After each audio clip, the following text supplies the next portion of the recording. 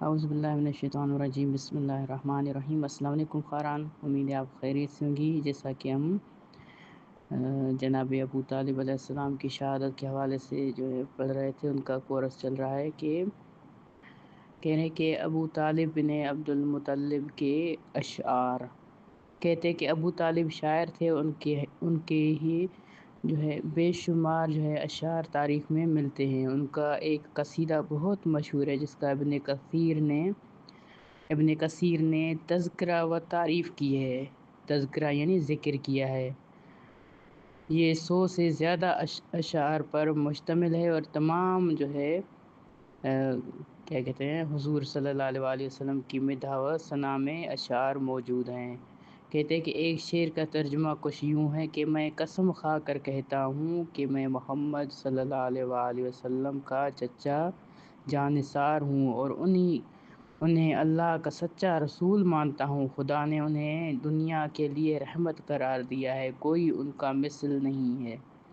ان کا معبود ایسا ہے جو ایک لمحہ کے لیے بھی ان سے غافل نہیں ہوتا۔ وہ ایسا ممتاز ہے کہ ہر بندے کی اس کے جو ہے آگے پست ہے ہر بندہ، اور اس کی حفاظت کے لیے ہم اپنے جو ہے سینوں کو سپر بنا لیا ہے، یعنی اس کے سپرد کر دیا ہے کہ خدا اس کو اپنی حمایت و حفاظت میں رکھے، اس کے جو ہے نہ مٹنے والے دین کو دنیا پر غالب قرار دے یا غالب دے۔ پھر کہتے کہ تاریخ ابو الفدا میں بھی اس کا اشعار موجود ہے۔ اس کے یعنی کہتے ہیں کہ ابو الفدا کے دیے ہوئے اشعار میں سے ایک کا ترجمہ یہ ہے کہ بخدا کفار قریش، ٹھیک ہے، بخدا کفار قریش اپنی جماعت سمیت تم صلی اللہ علیہ وسلم تک نہیں پہنچ سکتے جب تک کہ میں زمین پر دفن نہ ہو جاؤں۔ اے محمد صلی اللہ علیہ وسلم، تم کو جو خدا کا حکم ہے اس کا بے خوف اعلان کرو۔ اے محمد صلی اللہ علیہ وسلم، تم نے مجھ کو اللہ کی طرف دعوت دی ہے، مجھے تمہاری صداقت و امانت کا محکم یقین ہے، اور تمہارا دین تمام مذاہب عالم سے بہتر اور ان کے مقابلے میں کامل تر ہے۔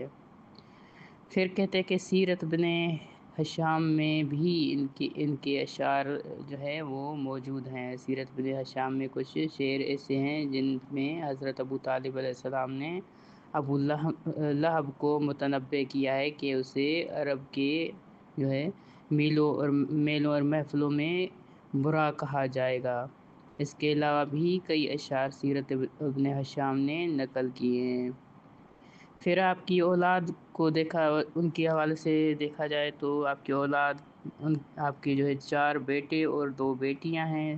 سب سے بڑے بیٹے کا نام جو ہے طالب بن ابی طالب تھا۔ باقی بیٹوں میں جعفر طیار، عقیل بن ابی طالب اور علی بن ابی طالب شامل تھے، اور 3 بیٹیاں جو ہے کیا کہتے ہیں ام طالب بنت ابی طالب، ام ہانیہ بنت ابی طالب اور جمانہ بن ابی طالب تھی۔ کہتے طالب بن ابی طالب تفصیلی جو ہے مضمون کے لیے طالب بن ابی طالب کا ملاحظہ کرتے ہیں۔ کہتے ہیں کہ ان کے بڑے بیٹے طالب کے بارے میں زیادہ روایت نہیں ملتی۔ کچھ روایات کے مطابق ان کی وفات جو ہے شرک کی حالت میں جنگ بدر میں ہوئی۔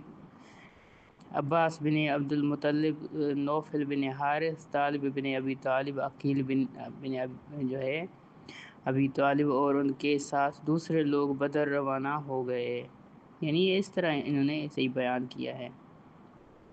پھر کہتے ہیں کہ تاریخ خمیس میں علامہ دیار بکری نے لکھا ہے اس کہتے ہیں اچھا پھر آگے اسے چھوڑ کر پھر آگے کہتے ہیں کہ عقیل بن ابی طالب تفصیلی مضمون کے مطابق کہہ رہے کہ آپ کربلا کے واقعے سے پہلے کوفہ میں شہید ہونے والے حضرت مسلم بن عقیل کے والد تھے، اور عقیل بن ابی طالب عربی زبان عقیل بن ابی طالب جو ہے 509 میں پیدا ہوئے کہہ رہے کہ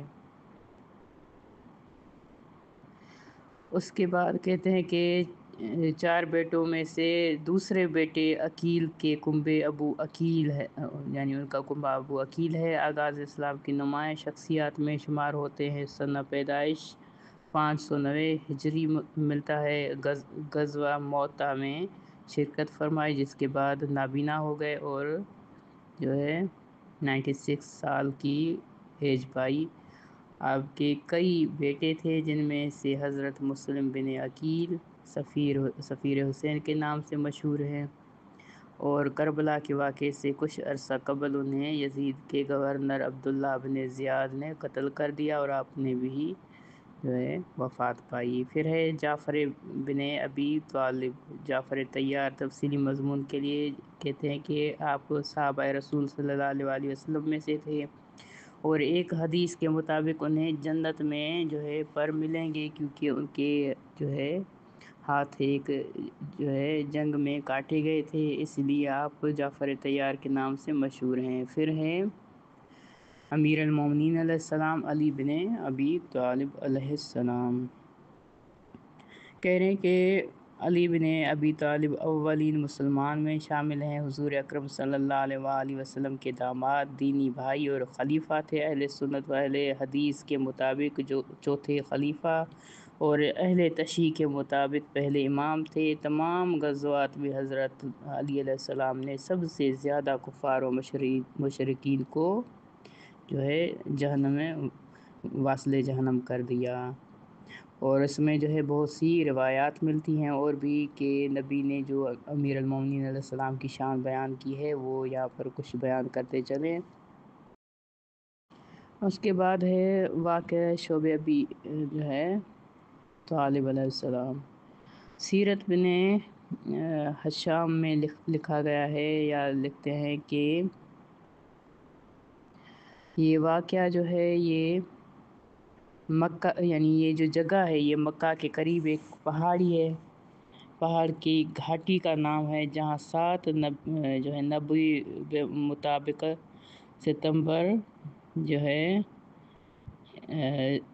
615 میں حضور صلی اللہ علیہ وسلم اور خاندان بنو ہاشم کو پناہ لینی پڑی۔ یہ نتیجہ تھا کہ اس ظالمانہ منصوبے کا جو قریش مکہ نے اسلام کی دعوت اور اس کی آواز کو دبانے کے لیے بنایا تھا، یعنی بنو ہاشم پر ہر طرح کے تعلقات ان سے توڑ دیے، معاشرتی مقاطع کر دیا، یعنی بائیکاٹ کر دیا سارا کچھ۔ اور کہتے ہیں کہ محرم 10 نبوی تک تقریباً 3 سال جاری رہا۔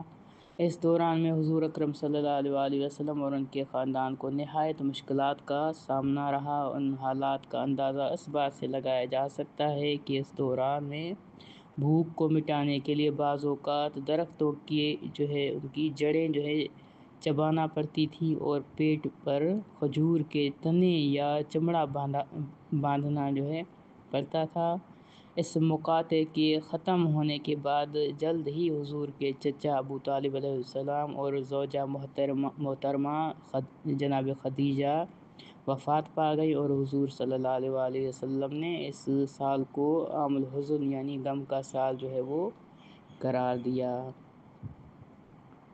اس جگہ کا جو نام ہے وہ ہے مکہ کے قریب ایک پہاڑ کی گھاٹی ہے وہاں پر، ٹھیک ہے، اسے یہ کہا جاتا ہے اس کا نام۔ پھر کہتے ہیں کہ جناب ابو طالب علیہ السلام ان کی قبر کہاں ہے؟ کہتے ہیں قبرستان معلات شہر مکہ کے قدیمی قبرستانوں میں سے ہے، جو قبرستان حجون یا حجون اور ایرانیوں کے نزدیک قبرستان ابو طالب کے نام سے مشہور ہے۔ آخری صدیوں میں اسے مقبرہ بنی ہاشم کے نام سے بھی جانا جاتا ہے۔ عبد المطلب اور ابو طالب، حضرت خدیجہ سلام اللہ علیہا، یاسر اور سمیہ اسلام کے پہلے شہداء اسی قبرستان میں مدفون ہیں۔ اور جناب ابو طالب علیہ السلام کی عظمت اس میں بھی واضح ہے کہ آپ نے نبی صلی اللہ علیہ وسلم کا حضور کا نکاح کا خطبہ بھی آپ نے ہی پڑھا، کہ جس کا ترجمہ ہے کہ سب تعریفیں اللہ کے لیے ہیں جس نے ہمیں حضرت ابراہیم کی اولاد سے حضرت اسماعیل کی اطرت سے جو ہے ماد کی نسل سے اور مظہر کے اصل سے پیدا فرمایا، نیز ہمیں اپنے گھر کا جو ہے پاسبان اور اپنے حرم کا منتظم مقرر فرمایا، ہمیں ایسا گھر دیا جس کا حج کیا جاتا ہے اور ایسا حرم بخشا جہاں امن میسر آتا ہے، نیز ہمیں لوگوں کا حکمران مقرر فرمایا۔ حمد کے بعد میری جو ہے برادر زادے جن کا اسم گرامی محمد بن عبداللہ ہے، اس کا دنیا کے بڑے سے بڑے آدمی کے ساتھ موازنہ کیا جائے گا تو ان کا پلڑا پھر بھی بھاری ہوگا۔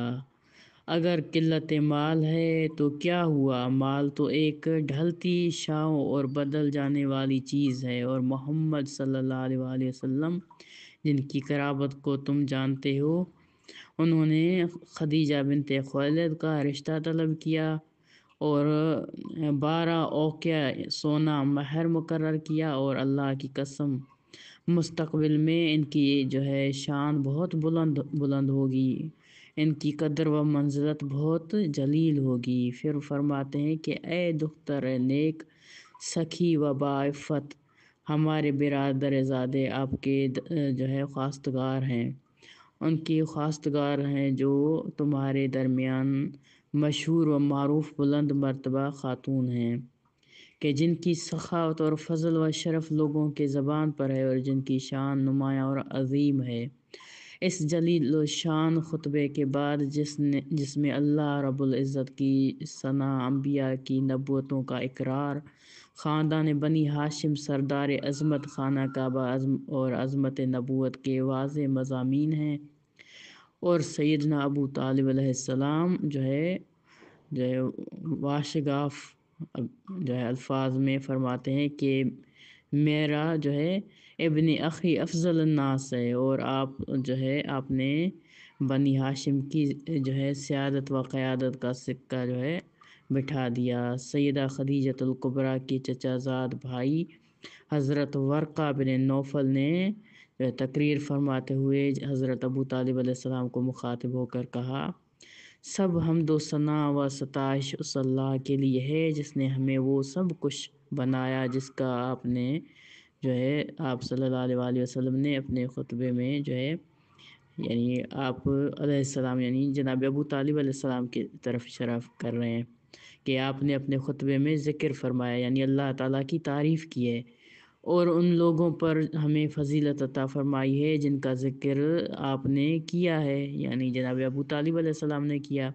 بلا شبہ ہم عرب کے سردار اور سربراہ ہیں اور آپ ان تمام باتوں کے اہل ہیں، اور عرب کا کوئی خاندان بھی آپ کے اس بزرگی اور فضیلت کا انکار نہیں کر سکتا، کوئی شخص آپ کے اس مجد و افتخار کو مسترد نہیں کر سکتا۔ ہم لوگوں نے آپ کے شرف کے ساتھ ناطہ جوڑنے کو پسند کیا ہے۔